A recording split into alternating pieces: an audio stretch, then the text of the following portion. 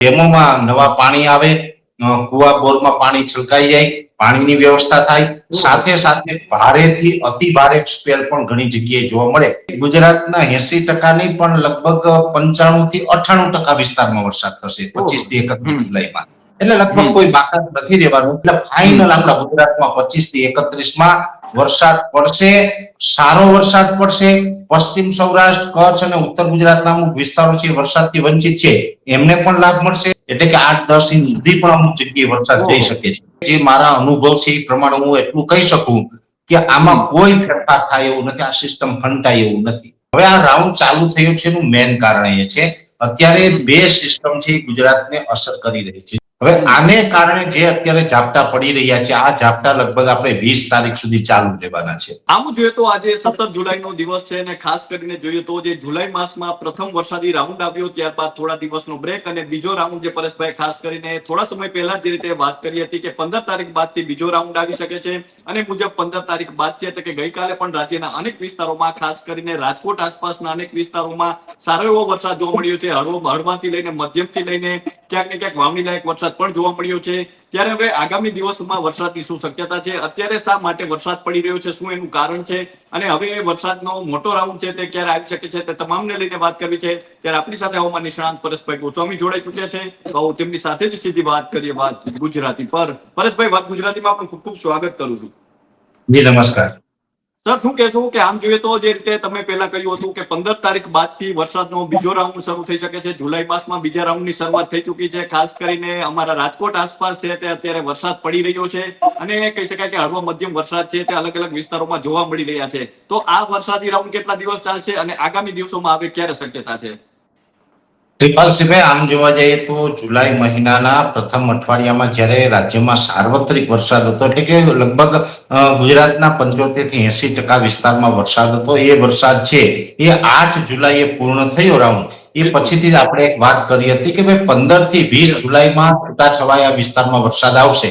આ સાર્વત્રિક નહીં હોય 15 થી 20 તારીખમાં, બધી જ જગ્યાએ નહીં હોય, પણ છૂટાછવાયા વરસાદ છે ચોક્કસથી પડવાની સંભાવનાઓ છે.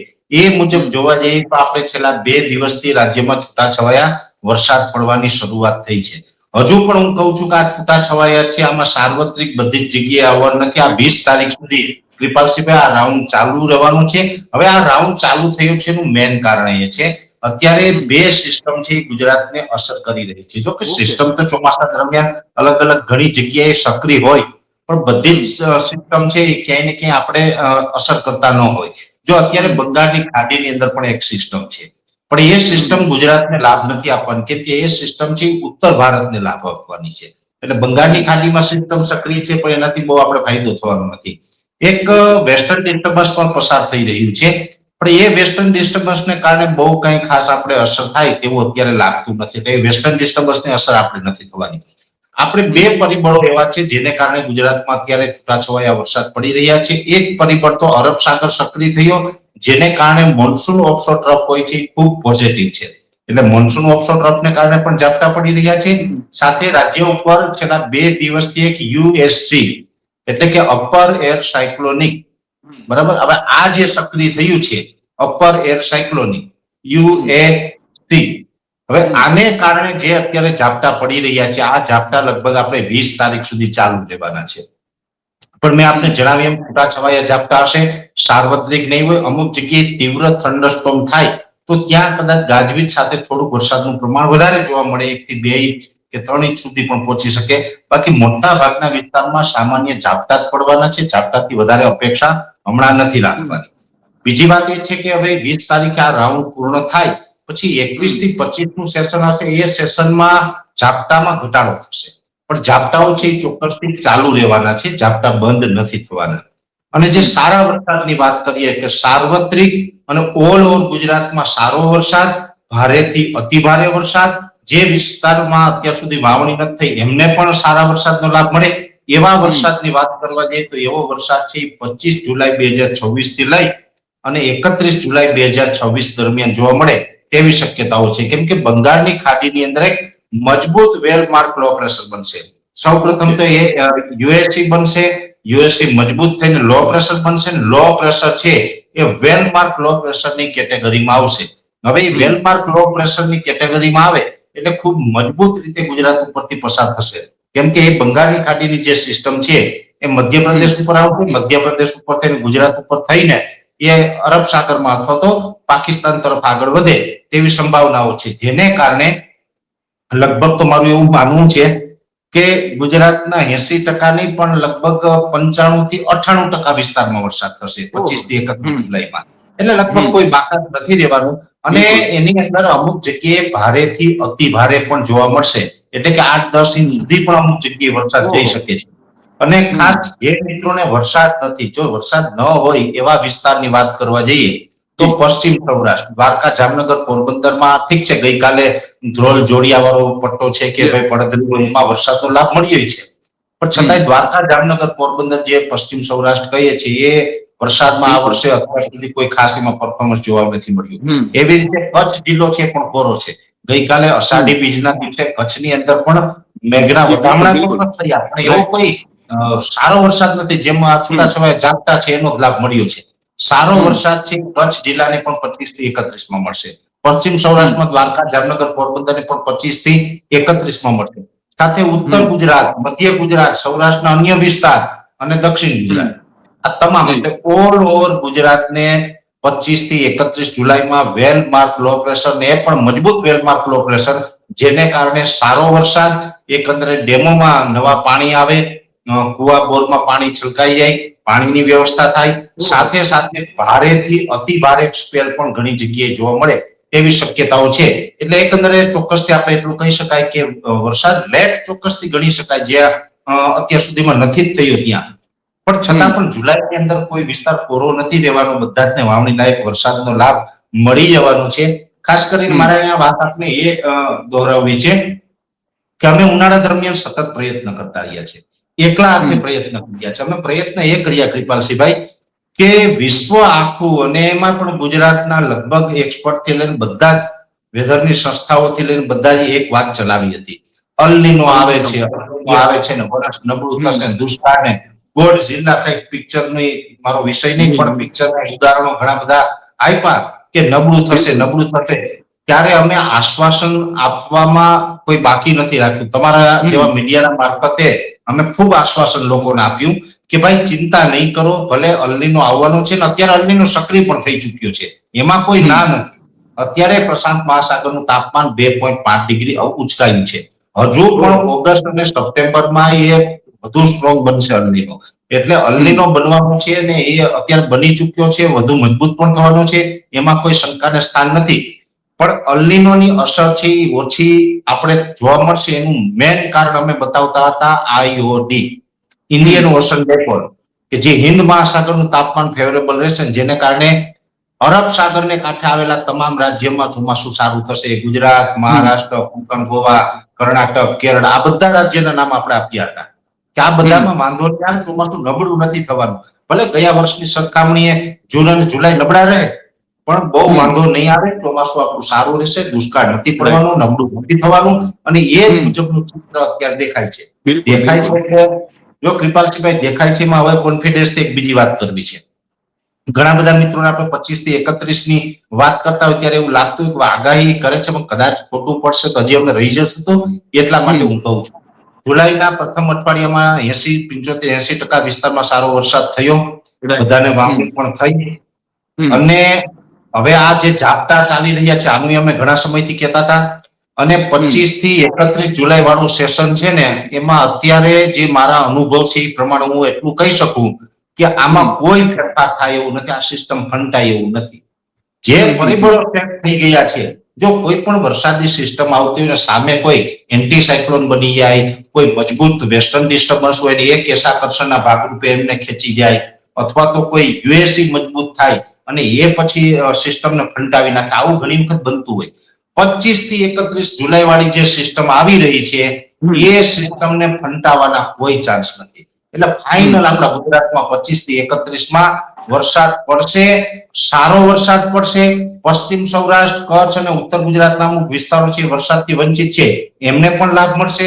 મોરબી, સુરેન્દ્રનગરમાં પણ ભારેથી અતિ ભારે વરસાદનો રાઉન્ડ ચોક્કસથી જોવા મળશે. અને સાર્વત્રિક ઓલ ઓવર ગુજરાતના લગભગ 264 કે 65 તાલુકા આપણા નવા બનીને બધા છે એમાંથી હું એટલું કહી શકું 95% ઉપર વિસ્તાર ને 95% ઉપર તાલુકાને આનો લાભ મળવાનો છે.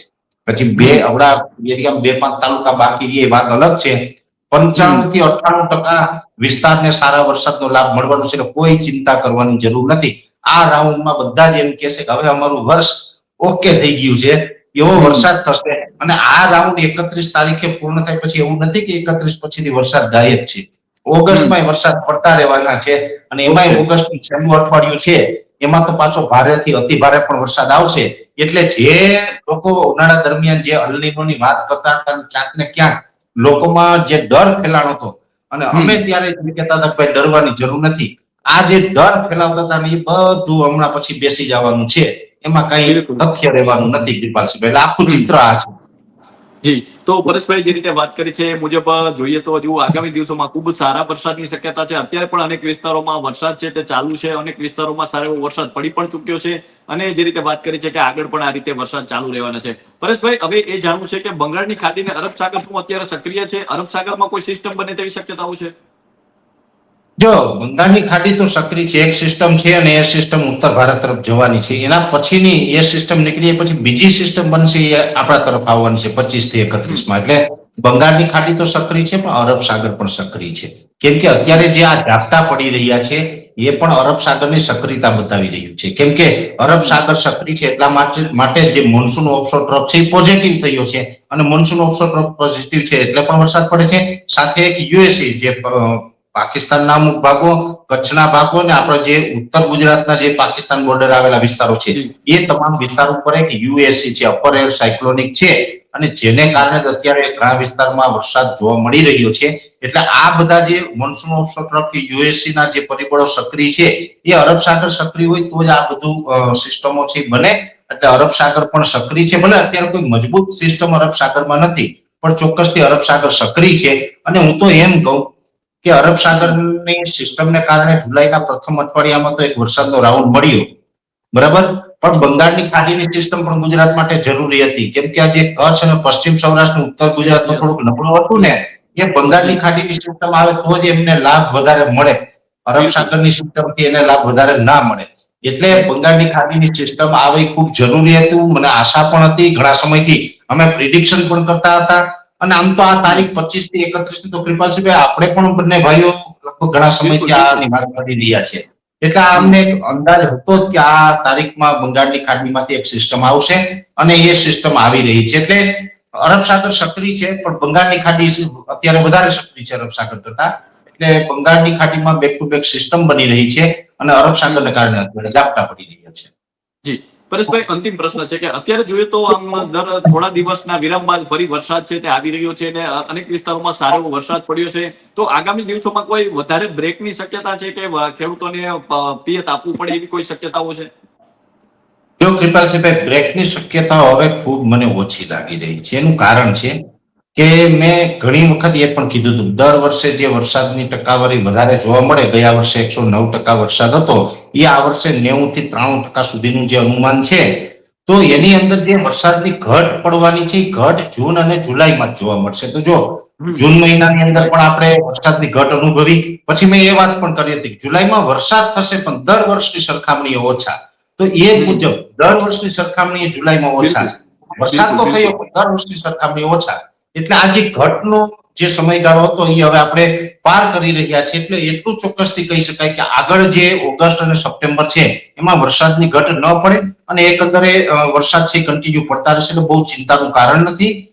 વરસાદ છે એ સારો જ થશે, અને વર્ષ પૂરું થશે ત્યાં સુધીમાં 90 થી 93% સુધીની એવરેજ છે એ ચોમાસાની આવી જશે. જી, તો પરેશભાઈ, અમારી સાથે જોડાવા બદલ અને આપનો કિંમતી સમય આપવા બદલ ખૂબ ખૂબ આભાર. તો આ ગામમાં નિષ્ણાત પરેશભાઈ ગોસ્વામી, ખાસ કરીને પરેશભાઈ બહુ પહેલા જે રીતે વાત કરી હતી કે જૂન અને જુલાઈમાં ઓછો વરસાદ વરસી શકે છે, તે મુજબ આપણે જોઈએ તો જૂનમાં તો ઓછો વરસાદ પડ્યો છે, જુલાઈમાં પણ દર વર્ષની સરખામણી ઓછો વરસાદ પડ્યો છે. એ સાથે જોઈએ તો જે તેમને જે રીતે જુલાઈમાં જે બીજા રાઉન્ડ અને ત્રીજા રાઉન્ડની વાત કરી હતી, બીજો રાઉન્ડ અત્યારે ચાલુ છે, તેમાં પણ અત્યારે જોઈએ તો અનેક વિસ્તારોમાં છૂટાછવાયા સ્થળોએ હળવા મધ્યમ ઝાપટા પડી રહ્યા છે, અને આગામી 25 થી 31 જુલાઈ દરમિયાન છે એક મોટા રાઉન્ડની શક્યતાઓ તેમણે વ્યક્ત કરી છે, અને આ સાથે જ આગળ ઉપર પણ વરસાદની શક્યતાઓ વ્યક્ત કરી છે. તો હાલમાં આટલું, ફરી પડતા રહીશું વાત ગુજરાતી પર.